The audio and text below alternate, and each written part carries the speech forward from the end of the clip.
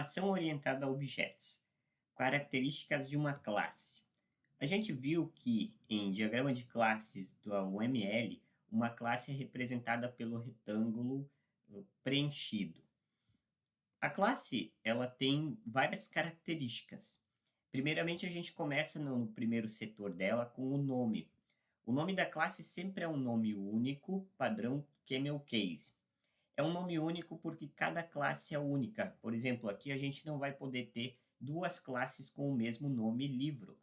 A gente vai poder ter livro 1, livro 2, livro 3, livro A, livro B, livro C, mas duas classes de mesmo nome livro a gente não consegue fazer. Cada classe é única.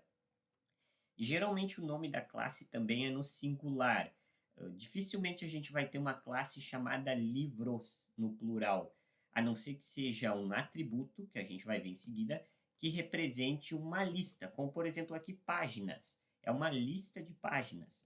Dificilmente a gente vai ter no nome de uma classe no plural. Geralmente é no singular e o padrão é camel case, aonde que a primeira letra de cada nome desse título ela é em maiúsculo, seguido das respectivas letras, demais letras, em caixa baixa em minúsculo. O nome de uma classe ela pode ser representada em UML, no diagrama de classes, de duas maneiras. A gente pode representar de uma forma simples, que é simplesmente o nome dela, como por exemplo ali na esquerda a gente tem livro, ou indicando o caminho, o mapeamento de onde que essa classe encontra-se no sistema. Por exemplo, seguindo respectivamente do nome do pacote onde ela está. Pacote, metaforicamente falando, é como se fosse uma pasta. O projeto ele pode possuir vários pacotes, e dentro desses pacotes a gente tem vários conteúdos que são classes. Então a gente pode mapear o nome dessa classe trazendo o caminho primeiro ali, o nome do seu respectivo pacote, de onde é que essa classe se encontra. Por exemplo, num software de gestão, a gente tem um setor da livraria, onde que essa pasta que estão as classes da livraria chama-se sistema livraria. Então, o pacote se chama sistema livraria, seguido do espaço ponto, ponto, dois pontos juntinho, seguido de espaço o nome da classe. A gente pode representar dessa forma, referenciando onde o pacote onde essa classe encontra-se de forma macro no sistema. Toda classe ela tem atributos, que é o segundo setor da representação em UML da respectiva classe. Atributos é um nome técnico. Geralmente as pessoas também chamam no dia a dia de características, parâmetros, propriedades ou até mesmo variáveis. Todos esses nomes eles são válidos, mas o nome técnico é atributo, o atributo. Cada objeto possui um estado representado pelos valores associados a cada atributo, definido pela respectiva classe, que é o que a gente chama de estado de objeto, que a gente vai ver um pouquinho mais para frente. Todo atributo em UML, ele tem a seguinte sintaxe, eu fiz ali em colorações, tá? Em vermelho é a visibilidade, em verde é o nome, seguido de dois pontos tipo, que é o tipo de dado. Em preto eu coloquei a multiplicidade, que é a quantidade de dados que esse atributo vai possuir. Seguido de azul, igual ali valor inicial, que é um valor que esse atributo vai ter ao instanciar objetos do zero, digamos assim, quando a gente cria o objeto, é o valor que ele já vai ter por default, por padrão. E também, em roxo, ali eu coloquei entre chaves as propriedades e restrições. A visibilidade ela é obrigatória, caso não for informada, geralmente é dada como public, ou também chamada ali de mais, tá? Geralmente, se ela não é informada, ela é pública, ou privada, vai depender aí da regra de negócios e da tecnologia utilizada. O nome é obrigatório, o tipo de dado também é obrigatório, a multiplicidade é opcional, tá? Se a gente não informa a multiplicidade, geralmente vai depender da tecnologia e regra de negócios, mas geralmente em UML é multiplicidade 1, se a gente não informar, se a gente ocultar, a não ser que a gente queira colocar uma multiplicidade personalizada, aí a gente informa a multiplicidade por extenso. Também é opcional ali o valor de retorno, aliás, no caso, o valor inicial, perdão, e também é opcional as propriedades e restrições. A única coisa que é obrigatória, então, é geralmente o nome e geralmente a visibilidade também, tá? Geralmente visibilidade, o nome e o tipo. A gente precisa especificar pelo menos o nome e o título para a gente entender. E o terceiro setor da classe, que a gente não vai ver no encontro de hoje, mas que são os métodos, as operações, as ações que essa classe pode realizar, os eventos. Aí a gente vai ver no próximo encontro. Falar um pouquinho sobre cada uma dessas características da sintaxe de um atributo de uma classe, aqui representados em UML. A gente começa pela visibilidade. A visibilidade indica o nível de acesso. Visível seria acessível, tá? O quanto de acesso os componentes internos da classe e dela mesma possuem, tá? O termo visibilidade é sinônimo de acessibilidade. Em UML, a gente geralmente não especifica visibilidade na classe em si, mas dependendo da tecnologia, como a gente vai ver em Java, no final desse nosso encontro, a gente diz se uma classe é pública, privada, protegida, de pacote, e a gente especifica. Aqui a gente não está especificando, o livro tende a ser uma classe pública quando a gente não especifica. Quando a gente oculta a visibilidade, geralmente é porque ela é de visibilidade pública ou também especificada pelo sinal mais, que é a primeira que a gente vai ver. Geralmente são essas quatro. A primeira, mais popular, que é a pública, é representada pelo sinal de operação o mais, quer dizer que esse componente ele é visível por todo o projeto, em todas as pastas, em todos os pacotes, em todos os locais que a gente tem esse projeto, a gente vai poder importar características e relacionar outros componentes com esse componente público, seja esse componente público uma classe ou atributos ou também objetos. Tá? A gente hoje está só falando de classe e atributos. Quando a gente tem um hashtag na frente, ou no código chamado de protected, quer dizer que é uma visibilidade protegido. Componentes, sejam eles classes, atributos, métodos, ou até mesmo pacotes também, dependendo dos casos, a gente vai ter a visibilidade protegida, onde que esse componente ele é visível, no caso, a gente consegue acessar componentes dele, até mesmo relacionar componentes com este, na sua própria classe, dentro da sua própria classe, no caso, nas classes do próprio pacote, da própria pasta onde que esse componente está, e também nas classes filhas, nas classes que herdam dessa determinada classe, desse determinado atributo e método. Então, o protegido, a gente não consegue ver nos pacotes diferentes do que está do local onde que está esse componente. A gente consegue ver dentro do pacote, nas classes do próprio pacote. Então, dentro do próprio pacote a gente consegue ver, dentro da própria classe, do código da própria classe, e também nas classes que são herdadas, que são filhas geradas a partir dessa classe ou desse local onde o componente protegido está. O terceiro atributo, a terceira visibilidade é o private, que é o privado, também especificado pelo sinal de menos. Geralmente a gente tem atributos privados, o que a gente chama de encapsulamento, que é o seguinte: tudo que é privado, todo componente privado, ele somente é visível dentro do próprio código da classe. Não é visível em outras pastas, outros pacotes, nem em outras classes, ou seja, a gente não consegue relacionar com nada fora do projeto, a não ser o que está dentro do próprio código, dentro do próprio arquivo de classe. Então, os métodos dentro da classe livro podem relacionar a característica, o atributo autor. Mas se a gente tivesse, por exemplo, outra classe que estaria relacionada com a classe livro, a gente já não conseguiria trabalhar com o atributo autor dentro de outra classe, porque ele é visível somente dentro da classe, porque ele é um atributo protegido. Geralmente, esses atributos tendem a ser protegidos e os métodos de acesso a esses atributos, que a gente chama de métodos acessores e modificadores, os gets e sets, que são os métodos especiais, alguns dos métodos especiais, esses sim geralmente são públicos, porque a gente consegue, através desses métodos públicos, acessar atributos protegidos e não acessar atributos protegidos diretamente, que é o que a gente chama de encapsulamento, que é o mecanismo de segurança da programação orientada a objetos.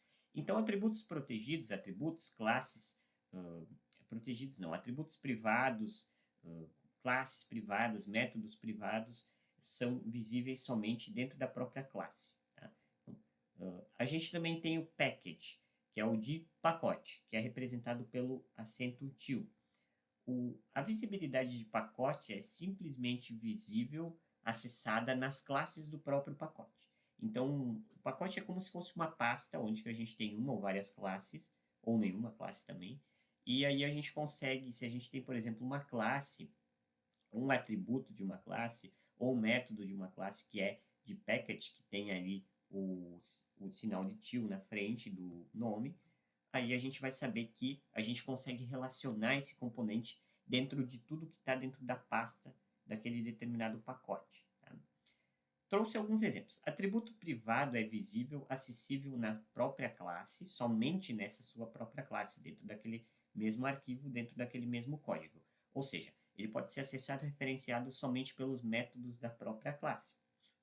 Geralmente, atributos privados, como eu disse, são acessados pelos métodos especiais, os acessores get e set, que a gente chama de encapsulamento, que a gente vai ver em um encontro futuro. Em Java, quando a gente fala de classes, quando não é explicitamente especificada a visibilidade da classe, o modificador padrão é package private ou default. Tá? Isso significa que essa classe ela é acessível apenas dentro desse mesmo pacote. Tá? Nesse caso aqui, por exemplo, a classe livro, que não tem uma especificidade de visibilidade na frente ali. Então, por padrão, ela é default, ou o que a gente chama de package private, de pacote privado, visível somente dentro do próprio pacote, quase como se fosse um de package, tá? A classe não será acessível fora do pacote, fora da pasta onde ela está, mas todas as outras classes dentro dessa mesma pasta poderão acessá-las e referenciá-las e relacioná-la. Agora falando um pouquinho sobre tipos. O tipo que a gente tem em amarelo, aqui a gente tem alguns exemplos, tá? O tipo também é obrigatório referenciar tanto em UML quanto em linguagens de programação. E aí o tipo quer dizer que é o tipo de dado que esse atributo vai ter. Tá? Ou o tipo de valor de retorno que esse método vai ter. Quando a gente fala de método, falando de atributo, é o tipo de dado que essa variável, que esse atributo possuirá. Pode ser outra classe, pode ser uma interface, pode ser um tipo primitivo de linguagem e pode ser um dado, um tipo de dado simples ou atributo. Os principais tipos de dado na linguagem Java, a gente tem esses aqui. String, que ali no caso a gente tem o título e o autor são strings. String é um texto, formato de texto, que geralmente é representado entre aspas duplas. Ele é um texto onde que, mesmo a gente tendo números, mesmo a gente tendo algoritmos aí diferentes, tá? Sejam outros sinais, eles vão ser representados e visíveis como texto comum. Então, a gente não consegue realizar operações, por exemplo, de soma entre números e strings, porque eles não são considerados valores numéricos, são considerados valores no formato texto, porque são strings. Geralmente, strings a gente tem com o sinal de maiúsculo na frente, porque em UML, no diagrama de classes, string é uma classe. Então, a gente primeiro precisa criar a classe string e depois referenciá-la como o tipo de valor do atributo. Ou de método, enfim. O string é classe. Os demais, geralmente, são com o nome em minúsculo, porque são tipos de dados. O tipo date também tem a primeira letra maiúscula, porque também é uma classe. Tanto é que eu coloquei ali, classe string, classe date. O date quer dizer que é um formato de data. Então, geralmente a gente tem ali 01 do 01 de 2024. Vai depender aí do formato e do local, da região, do fuso horário, para a gente ver o formato de data que vai ser feito e também vai depender da tecnologia. O tipo date é data, simplesmente. A gente tem o char, que aí é um tipo de dado, já não é classe, porque tem as letras todas em minúsculas. É o tipo caractere, é representado por um caractere, seja ele alfanumérico. Geralmente representado em aspas simples, e é um caractere só. O int é um valor numérico, é o integer, é um valor numérico inteiro. Então, é qualquer valor numérico inteiro. Valores numéricos decimais, números reais, a gente tem o float ou double. O float e double, float ele tem um determinado espaço de memória.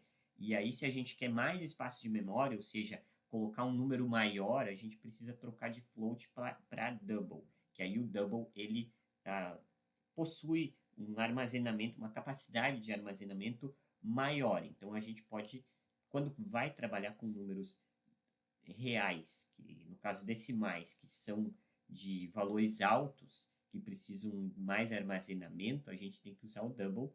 E geralmente os números decimais eles não são especificados por vírgula, mas sim por ponto. Por exemplo, 23.20. A gente tem o tipo boolean, que é o booleano, que a gente tem geralmente verdadeiro ou falso, no caso false ou true, para falso ou verdadeiro, ou 0 para falso, 1 para verdadeiro. Geralmente a gente tem nesse formato, sem aspas, sem nada. A gente tem 0 ou 1, 0 sendo falso, 1 sendo verdadeiro, ou false para falso e true para verdadeiro, que indicam aí os números binários, os valores do tipo binário. A gente também tem listas, que são os array. Arrays são listas de valores. Por exemplo, geralmente a lista ela tem outro tipo de dado atrelado, como por exemplo ali a lista de int, tá? Aqui são dois colchetes, tá? Eles ficam entre colchetes. É o tipo de dado, colchetes e a quantidade de dados, a multiplicidade. Geralmente ali, não apareceu muito bem, mas são abertura e fechamento de colchetes. A gente tem o nome desse dado e ali a gente tem algumas restrições ou seus respectivos valores. No caso, os valores que podem ser colocados aqui dentro dessa lista, nesse exemplo específico. No caso, a gente tem aqui, ó, autor é uma lista de valores strings, que a gente pode ter nenhum valor, pode ser uma lista vazia ou pode ser uma lista de até 2 valores do tipo string dentro de um valor array. Toda lista está associada a algum outro tipo de dado. Então, é uma lista de valores numéricos de tipo inteiros, então é uma lista de int. É uma lista de valores reais do tipo float, então é uma lista de float, um array de float. A gente tem uma lista de strings, é um array de strings. Agora, quando a gente quer fazer uma lista dinâmica de valores, aí a gente usa o ArrayList, que é um objeto que a gente importa geralmente no Java, a gente está falando de Java, que é uma lista dinâmica de valores e objetos. Então, essa lista, essa ArrayList, também vai ter tipos de dados. Aqui é opcional, tá? A gente pode colocar, então, um ArrayList, por exemplo, de strings, onde que a gente tem o nome dessa lista é nome lista. A gente cria um ArrayList e a gente pode fazer instâncias, tá? Criações, objetos a partir dessa lista. Então, é uma lista dinâmica. A gente pode ter vários itens. Geralmente, em Java, a gente estipula o array aí um limite de tamanho e geralmente a gente não consegue modificar. Então, se a gente quer criar uma lista dinâmica, geralmente a gente coloca aí ArrayList, mas que tem mais referenciação de um ArrayList com objeto do que com valores simples propriamente ditos. A gente também tem do tipo Object, que é um objeto, que é uma instância, uma criação de uma classe. É quando uma classe que cria um objeto, por exemplo, acho que eu não tenho aqui, mas eu posso dizer que eu tenho na classe livro um atributo chamado autor, e autor é um objeto. O que é um objeto autor? Um objeto autor, por exemplo, é um autor com o nome John Green, com idade tal, com data de nascimento, gênero, enfim, nacionalidade. Então, é um objeto que esse autor foi criado a partir de uma classe, ele foi instanciado a partir de uma classe autor, do seu mesmo nome, né? Então, com os seus respectivos atributos. O que eu disse aqui, o John Green, por exemplo, tem nome, tem data de nascimento, nacionalidade, são atributos, onde que provavelmente na classe autor, o nome é um atributo do tipo classe string, a data de nascimento é um atributo do tipo classe date, e a nacionalidade é um atributo do tipo classe string, que são referenciadas na classe autor, que é herdada, no caso, na classe livro, que teria, hipoteticamente, um atributo chamado autor, onde que esse autor pode ser um autor ou, nesse caso, um array list, que é uma lista de vários objetos autores, que pode ter um ou vários autores no mesmo livro, tá? Dessa forma. Falando agora um pouquinho sobre multiplicidade, que a gente tem aqui em preto, ela é opcional. Quando a gente não informa a multiplicidade, geralmente esse valor é 1, que é o valor padrão. A multiplicidade é representada por números ou asterisco. O asterisco quer dizer muitos, vários, de número indefinido.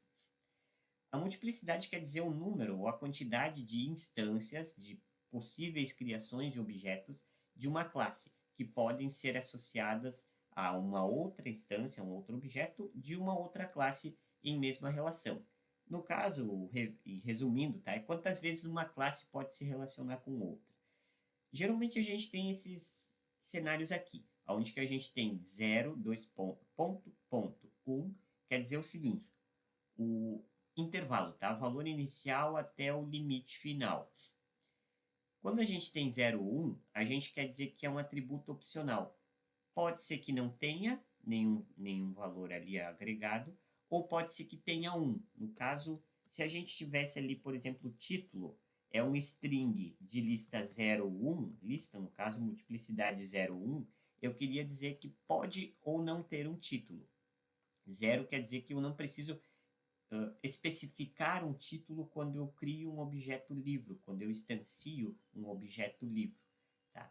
Quando eu tenho 1, ou quando eu não informo a multiplicidade, eu tenho 1, que é dizer um atributo obrigatório, ou seja, quando eu criar um objeto livro que o título esteja ali no momento da criação, eu preciso informá-lo, porque ele é obrigatório informar para criar objetos. Quando eu tenho 0 e no final o asterisco, eu quero dizer que pode não ter ou pode ter vários objetos, que a gente chama de nenhum para muitos ou muitos para muitos, tá? Geralmente nenhum para muitos aqui, porque é nenhum ou muitos. A gente pode ter 2, 3, 4, 1000, tanto faz. Não existe limite de criações. Então, eu posso ter, por exemplo, uma lista de autores 0 ou muitos, onde que esse livro ele pode não ter autoria ou pode ter N autores. A gente também tem aqui o muitos para muitos, que é um ou vários, tá? Então, pelo menos a gente tem que ter um valor criado a partir desse objeto, ou muitos. Tá? Eu acho que seria o mais ideal para a autoria de livros, né? Onde que o livro ele pode ter, no mínimo, um autor, porque um livro, né, por regra de negócios, ele tem que ter um autor, ou pode ter vários, ele pode ter 2, 3, 4, 5, quantos quiser. Então, eu acho que essa multiplicidade aqui de muitos para muitos ficaria interessante no atributo de objetos autores ali que a gente estava falando antes.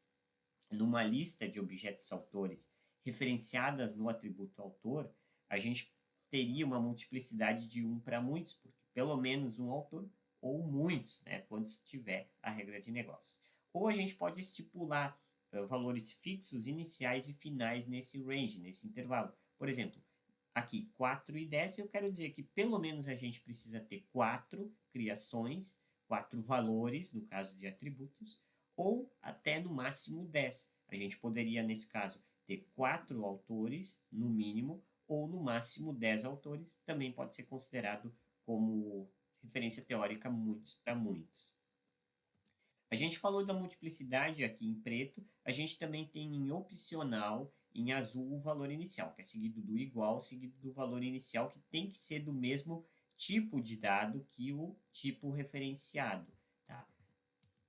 O valor inicial é o valor padrão inicial atribuído ao atributo para cada instância, para cada objeto criado a partir da classe. A possibilidade dele ser modificado futuramente, com exceção segundo propriedades, tá? Eu vou ter que ver. Se a gente não tiver exceção, propriedades, restrições, a possibilidade da gente modificar esse atributo futuramente, tá? O valor desse atributo futuramente. Mas se a gente define na classe, como por exemplo aqui, a gente tem título, é do tipo de dado string e tem o valor inicial sapiens. Toda vez, nesse caso, que eu criar objetos livros, o título obrigatoriamente será sapiens. Futuramente, nesse caso, eu posso modificar. mas se eu não informar nada, ou até informando alguma coisa no momento da criação do objeto, de instanciar o objeto a partir da classe livro, ou objeto livro, eu terei obrigatoriamente livros, tá? No momento inicial da criação, eu terei livros onde que todos os títulos serão valores string chamados sapiens, tá? Com o valor sapiens. Por exemplo, ali o pi, né? O pi 3.14 aproximado, isso ali seria um valor float ou double, que ele vai ser referenciado. Então, toda vez que eu criar uma classe que tenha o pi, ele vai ser, nesse caso, 3.14, um valor double. Eu não posso informar, claro, por exemplo, aqui, string e informar um valor inteiro, porque o valor inicial, o valor default, o valor padrão, como a gente também chama, ele tem que ser do mesmo tipo que o tipo de dado desse determinado atributo. Propriedades e restrições, a gente colocou em roxo, tá? Propriedades e restrições são regras específicas, são disclaimers, por exemplo, são observações que a gente coloca em cima do atributo, nesse caso. Também são opcionais, tá? São para casos bem específicos. Geralmente a gente tem ali o frozen, read only, que quer dizer somente leitura. Eles vão ter influência em cima do valor e da forma como esse componente vai se relacionar com o restante de seu projeto. A gente pode ter propriedades e restrições. Todas elas são representadas entre abertura e fechamento de chaves. Quando a gente tem mais de uma, são separadas por vírgula. Então, propriedades compreendem um conjunto de tags pré-definidas que descrevem determinadas características, nesse caso, ao atributo. Como, por exemplo, read only e add only. Se eu tiver aqui, ó, em frozen também, se eu tiver aqui, ao invés de frozen, read only ou add only, eu estou querendo dizer que, no caso aqui, frozen ou read only principalmente, quer dizer somente leitura. Ou seja, quando eu definir aqui, se eu definir entre abertura e fechamento de chaves read only aqui no título sapiens, eu estou querendo dizer que esse valor, no caso sapiens, do tipo string, que é do título, ele é somente leitura, ele não pode ser modificado no projeto. Se eu tentar modificar, eu não vou conseguir. Então, essa é a propriedade, tá? Add only, eu somente posso adicionar, eu não vou poder modificar ou remover depois que eu adicionar. É o add only. A gente tem várias propriedades e restrições são condições, tá? Permite indicar uma ou mais restrições, condições, nesse caso, sobre o atributo. Podem ser escritas na linguagem natural, legível aos seres humanos, tá? Ou também em gramática formal, como OCL, o que represente aí a linguagem de programação que está sendo referenciada no diagrama de classes UML, principalmente no Java, tá? Aqui um exemplo, por exemplo, o atributo privado idade é do tipo inteiro, onde que a gente tem uma restrição, tá? Nesse caso aqui, a gente está vendo que o valor da idade precisa sempre ser maior que 18.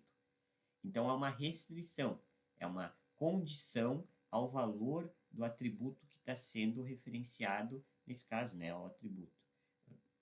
Então, idade tem que ser maior que inteiro. Ou eu posso colocar idade igual a 18. O valor da idade sempre tem que ser 18, nunca pode ser diferente disso. Então, se tiver opcionalmente alguma propriedade ou alguma restrição, a gente coloca nesse formato entre abertura e fechamento de chaves. Por fim, a gente também tem o estado do objeto. Quando a gente fala estado do objeto, a gente quer dizer que é um conjunto de valores do atributo que essa instância possui, que esse objeto possui. Por exemplo, estado atual do objeto livro chamado meu livro. Então, a gente tem um objeto da classe livro, o nome deste objeto é chamado meu livro e o estado dele é lido. Então, esse é o estado, é uma característica atrelada ao atributo que esse objeto possui. A gente viu aqui em amarelo a definição de atributos e de uma classe no diagrama de classes UML. Eu decidi trazer para a gente aqui um código Java para a gente ter uma ideia do que a gente está falando, tá? Então, traduzindo esse conteúdo do diagrama de classes UML em código Java, a gente vai ter no seguinte formato. Então, livro é o nome da classe. Como não foi definido nenhuma visibilidade nessa classe, Geralmente, em um diagrama de classe UML, a gente não define multiplicidade nas classes, mas em Java, sim. A gente está definindo, então, ocultando, né, nesse caso, a multiplicidade dessa classe. Em Java, automaticamente, isso quer dizer que a classe é pública, ou seja, visível em todo o projeto, tá? Visível em todas as pastas do projeto. A gente consegue criar objetos livros em todos os lugares do projeto que a gente referencia aí com a classe livro. A gente tem ali os atributos título, autor e páginas. O atributo título, ele é público, então em Java a gente coloca nesse formato public, tá? É do tipo de dado string, então isso é obrigatório também, string. Tá? O nome do atributo, que é título, geralmente o nome do atributo, ele começa com letras minúsculas, tá? Ele precisa, na verdade, começar com letras minúsculas, por convenção. Geralmente a gente tem tudo em minúsculas, tá? A gente não vai ter um título maiúsculo, geralmente é título minúsculo. Nesse caso aqui, a gente está informando, isso é opcional, a gente está informando o valor inicial. Então, nesse caso aqui, a gente tem o Sapiens.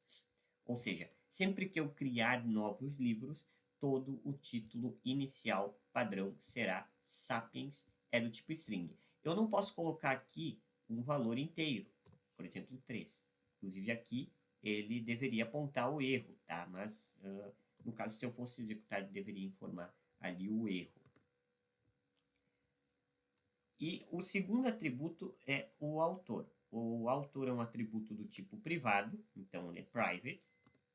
Ele é um atributo do tipo string, tá em amarelo, tá? String, ok? O nome do atributo é autor.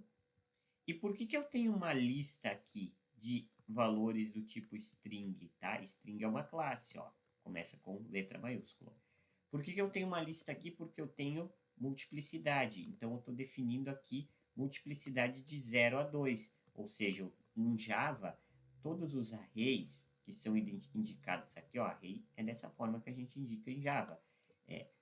Depois do tipo do atributo, a gente informa ali os abertura e fechamento de colchetes. A gente está querendo dizer que é uma lista de strings que tenha o range, o limite de quantidade de dados 2. Então, a gente consegue informar 2 autores. A gente informou na multiplicidade. Isso aqui é opcional, tá? Eu não preciso informar. Tá? Em Java, geralmente, a gente informa o limite, sim. Mas isso não é obrigatório de forma geral na programação orientada a objetos. Por fim, a gente tem o atributo privado páginas. Então, é private. O nome é páginas.